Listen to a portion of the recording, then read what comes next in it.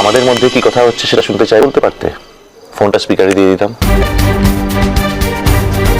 বাবু, তোদিকে দুজনের কথাটা শোনার মোর কোনো ইচ্ছা টোলাই, কারণ মো কল্পনা তো করতে পারি তোরা দুজনতে কি বলতে পারিস। আলাদার মধ্যে ড্যাং ড্যাং করে দাঁড়িয়েছিল তো, তাই কথাটা বললাম।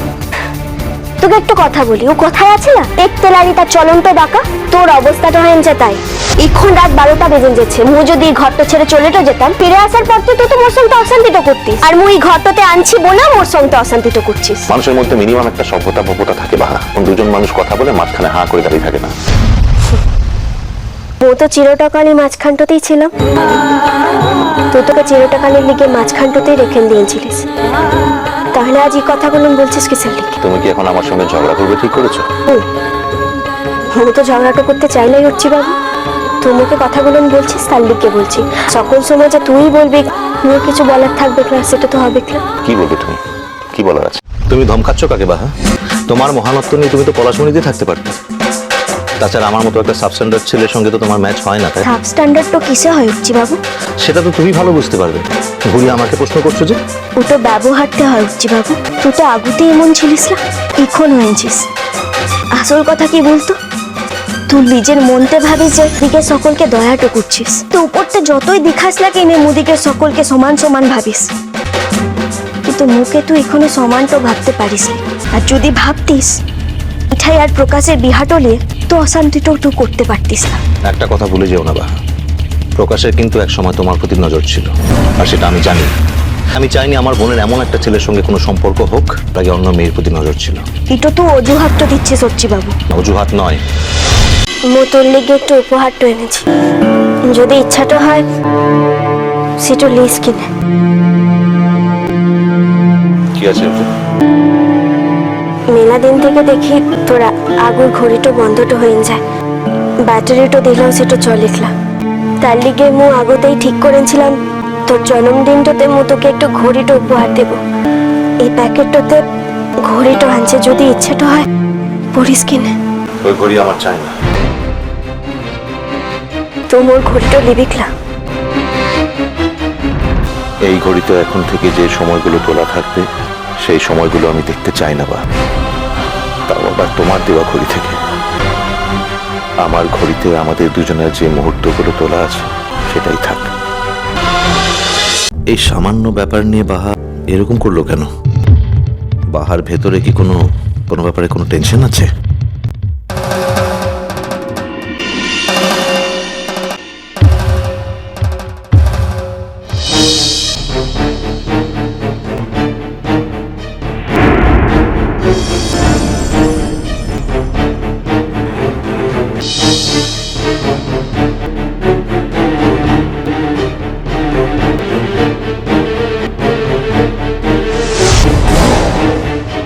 চাবিটা মোর কাছকেই রাখতে হবে।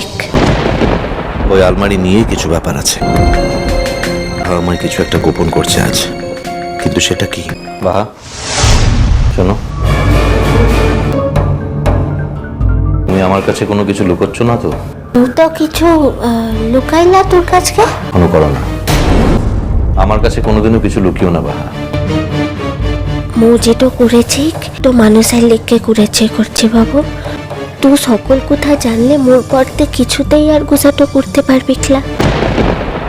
বাহা, আমরা তো কেউ অমানুষ নই, আর প্রত্যেকের মধ্যেই তো মানবিকতা বোধ আছে, তবুও তোকে একটা কথা না বলে পারছি না, জানিস তো।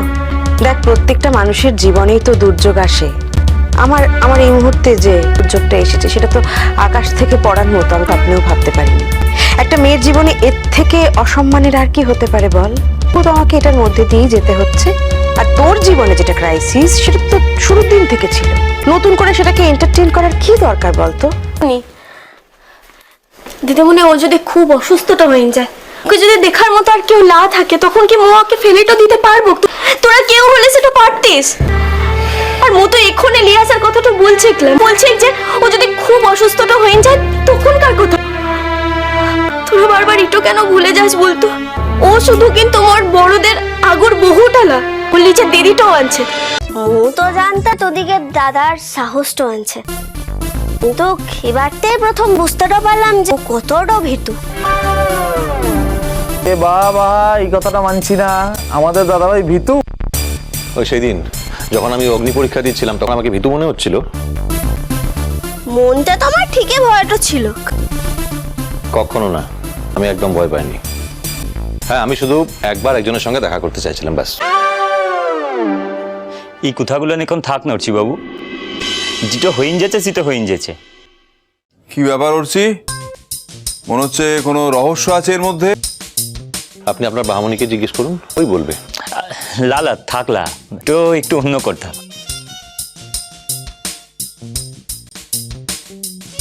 তুমি বলতে দিচ্ছ না কেন? শুনলে খুব মজা পাবে। বাহা তুমি বলো তো।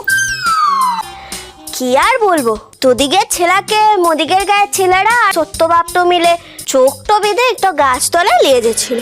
মোলা সেদিন মাথাটা ঠিক রাখতে পারিলাই রে। আসলে তুই যে মোর পড়তে তার লেগে গুছাটো করেছিস কিনা মো জানিকলা। তুই তো দুপুরতে ভাতটা খেলিকলা, মোর তো খারাপ লাগছে বল। মো তোর দাদাকেও বলেছি যে ও প্রকাশের সঙ্গে এমন ব্যবহারটা করে ঠিক করে লাই। আসলে মো পড়তে বুঝেছি যে প্রকাশ তো এখন শুধুই মোদিকের প্রকাশ তোলা, ও তোর মরদটাও বটে। দেখো বাহা, আমার মনে হয় না আমি কোনো ভুল কাজ করেছি। যেটা আমার করা উচিত ছিল তা তো বরঞ্চ পুরোটা করিনি আমি। আর তার বরকে শাসন করেছি বলে যদি ঠ্যা আমার উপরে রাগ করে, তাহলে আমি বুঝবো যে আমাদের বোনকে আমি পুরোপুরি মানুষ করতে পারিনি। আমি তোমাদের কারোর উপর রাগ করিনি দাদা ভাই। আমার শুধু এটা মনে হচ্ছে যে যাকে নিয়ে আমি এত অহংকার করেছিলাম, যাকে নিয়ে আমি আমার জীবনের সব স্বপ্ন পূরণ করতে চেয়েছিলাম, সে আজ আমাকে এভাবে মাটিতে মিশিয়ে দিল। বলছি এ তোদিকের ঘরের মেজ ছেলেটার স্বভাবটা কোনোদিনের লিগে বদলাইলো না। ই তো চেষ্টাটা করলাম ওকে মানুষটা করার লিগে, কিন্তু ও তো পণ্ড করেছে, মানুষটা হবে ক্লাই। এই কি বলি তুই? তুই আমাকে মানুষ করতে পারলি না? ফটো ফটো করা এখনই শুরু হয়ে গেছে না? বাড়াবাড়ি। দাদা শুনলে মেয়ের কথা শুনলে? একবার শুনলে? হ্যাঁ তাই। ও হ্যাঁ, এখন এখন হ্যাঁ তাই। আচ্ছা, যদি কথা তোমাকে বলতো তাহলে তো একবার খণ্ডযুদ্ধ শুরু করে দিতে। এখন আমাকে বলেছে বলে কিছু হচ্ছে না। না তোকে আমি না বাড়াবাড়ি করবি একদম। আমি বলছি যে বাহার মতো ভালো একটা সাদাসিধে মেয়ে, কেন বললেন একটা কথা বলো তো? হ্যাঁ, আর দেখো না মিসদি ভাই, মির্জা তো একটু আগেই বলছিল না বাহাকে ফোঁটা পড়ানোর কথা, চিকে ভালো করে নিয়ে এসেছে বলে। এই বাহা এক্ষুনি মির্জাকে এরকম ভাবে বলছে, কিন্তু আরে ও তো তার লিগাই বলছি রে।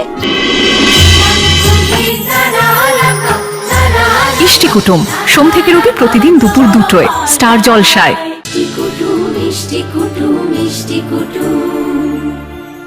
ভিডিওটি সম্পূর্ণ বিনোদনের জন্য তৈরি, ভুল ত্রুটি হলে ক্ষমা করবেন। ভালো লাগলে লাইক শেয়ার ও কমেন্ট করতে ভুলবেন না, আর চ্যানেলটি সাবস্ক্রাইব করে পাশে থাকবেন। ধন্যবাদ।